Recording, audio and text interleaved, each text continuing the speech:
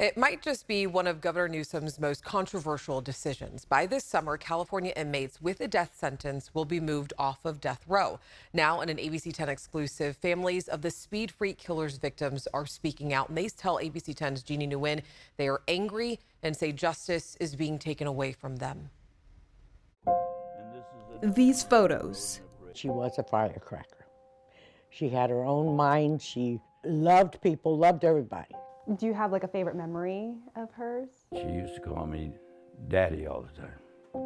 And if she got in trouble, oh, Daddy, you know, and then of course I'd melt, and that would be the end of that.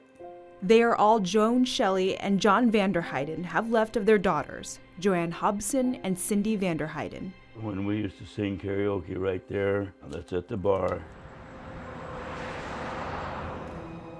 It was at that very bar, the Linden Inn, where Cyndi was last seen in 1999.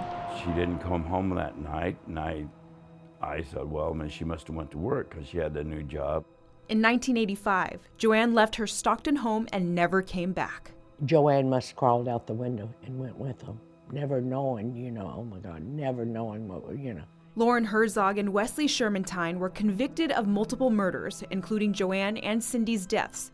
Over the span of 15 years, they became known as the Speed Freak Killers, committing crimes while abusing meth. In 2010, Lauren Herzog was paroled after an appeals court threw out his conviction. Investigators say shortly after, he died by suicide. Wesley Shermantine was sentenced to death and put on death row at San Quentin State Prison. To me, that was a partial closing. I mean, it was a better part of the closing part, that knowing that he would never be out to hurt anybody else, or knowing that his life is no good. While on death row in 2012, Wesley provided a map to where the bodies were buried. Cyndi's body was found in a ravine in Calaveras County, and JoAnn's was found in a well in Linden, along with hundreds of other bones. ABC 10 was there when the San Joaquin County Sheriff's Office dug up the remains. I'm watching the TV and it goes back down again like this, pulls up a big old chunk of dirt, it comes out and drops. And as it drops, there was a coat hanging on one of the teeth with an arm bone coming out. I said, oh my God, that's JoAnn's coat. I knew it was. Did you feel a sense of closure knowing where she was at? Not at all. If anything, I can't explain the feeling. John will know what it is. It was here in Linden more than 20 years ago where hundreds of human bones were found, including those of JoAnn Hobson. Today, the San Joaquin County Sheriff's Office says the Speed Freak killer's case is still open and they're looking for more victims. I've heard other people in him that have bragged about killing 70 people. You think he's going to give it up? Now, both parents believe closure and justice is even more unlikely. There are currently about 640 people with death or condemned sentences, and the state expects all of them to be moved off of death row by summer 2024.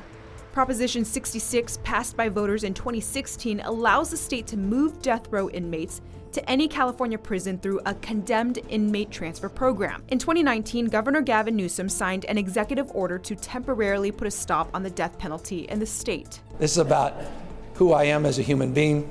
This is about what I can or cannot do. To me, this is the right thing to do. I cannot sign off on executing hundreds and hundreds of human beings, knowing that among them will be innocent human beings. Does he think he's God, or what? It's something the California District Attorneys Association believes could possibly change with a new governor. The moratorium is not based in law. Britt Imes is co-chair of the California District Attorneys Association and the Chief Deputy DA for San Bernardino County. It was a political statement of his intention not to sign a death warrant or not to seek an execution of someone who's exhausted all of their remedies. Imes adds the death penalty can still be an option during sentencing. Juries still impose death on appropriate cases. So even since the moratorium, our county has put 3 people on death row. How does this make you feel, especially being in contact with people that are directly impacted by the people sitting on death row? It's heartbreaking. The perception is CDCR just kind of unilaterally did this without, one, making sure the security and infrastructure for a condemned inmate was in place, and 2, didn't have the conscience to at least let the prosecutors or the victims' families know that this was going to happen. It was kind of like ripping the Band-Aid off when they weren't looking.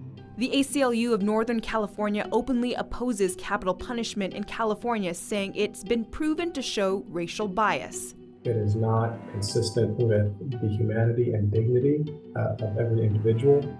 People are more than the worst thing that they have ever done. The organization believes the transfer program is another step towards humanizing people on death row. Folks on death row should be given a chance to rehabilitate themselves and access to all kinds of different programs. And the ACLU believes there are better ways for families to heal than executing someone.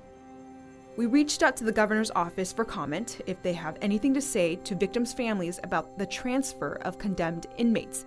They referred us to the CDCR, who says they reach out to registered victims' families to keep them informed of inmates' initial movements. They encourage all families to register on their website. But Cyndi Vanderheiden's father says that's not the case for his family. Nobody's ever contacted me or ever said a word that they're going to do this. Nobody. So they're just lying. We have no justice. We don't have any closure because he's still alive. As of May 23rd, Wesley Shermantine was transferred to California State Prison, Sacramento, in Folsom. That was her cat, Cindy's cat, that lived for a long time after she died. But then when we found Cyndi, she died. The cat died as soon as we found her.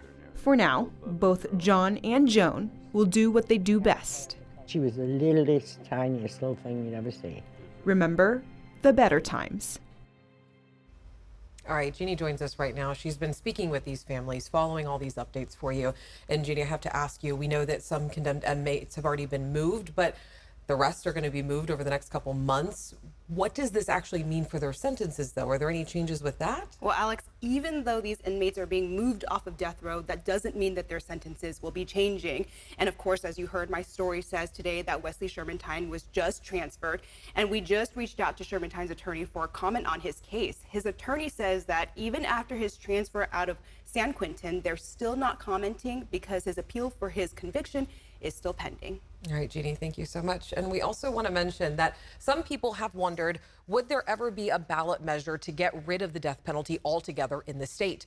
In an LA Times interview with Governor Newsom just last week, the governor said he has not created a statewide ballot measure to abolish the death penalty because he doesn't have the confidence that it would pass. Now, the comments came following a climate summit at the Vatican and meeting with the Pope. The governor reportedly said that the Pope brought up the death penalty and was proud of the work that California is doing.